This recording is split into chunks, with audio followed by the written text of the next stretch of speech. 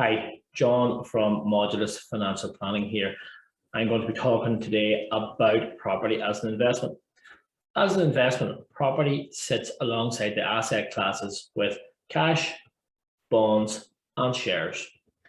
In terms of risk, it sits between bonds or debt and shares or equities.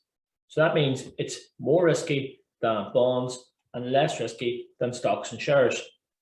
Overall, we would say that it is a riskier asset class. There are two ways that you are rewarded for holding property. One is through the rent that you will receive from a tenant. So if you have the building leased out or the property leased out, you will receive rent for the use of that property. The second is through capital appreciation. That is if the value of the property increases over time, and that's determined by the market. There are two main types of investment property. One is residential, and that is where the property is let out for someone to live. So that will be the likes of your houses that you see on Homes Under the Hammer.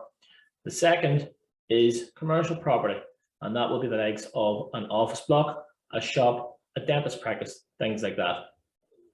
There are then two ways of holding property. The first is through holding the property physically, through holding the bricks and mortar. So that would be actually owning the building outright.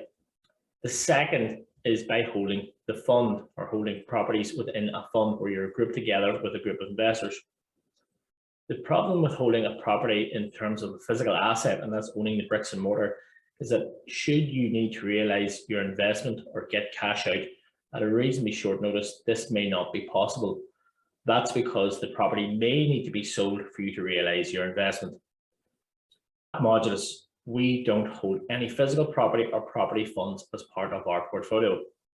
That's because within the equity or the shares part of the portfolio, we hold property companies. So that is how we get exposure to property within the portfolio.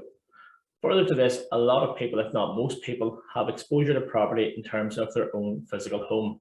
So most people will have a good level of exposure to property as an asset class. So that's just a brief bit about property as an investment.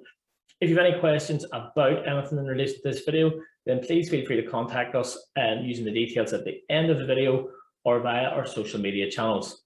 Thank you.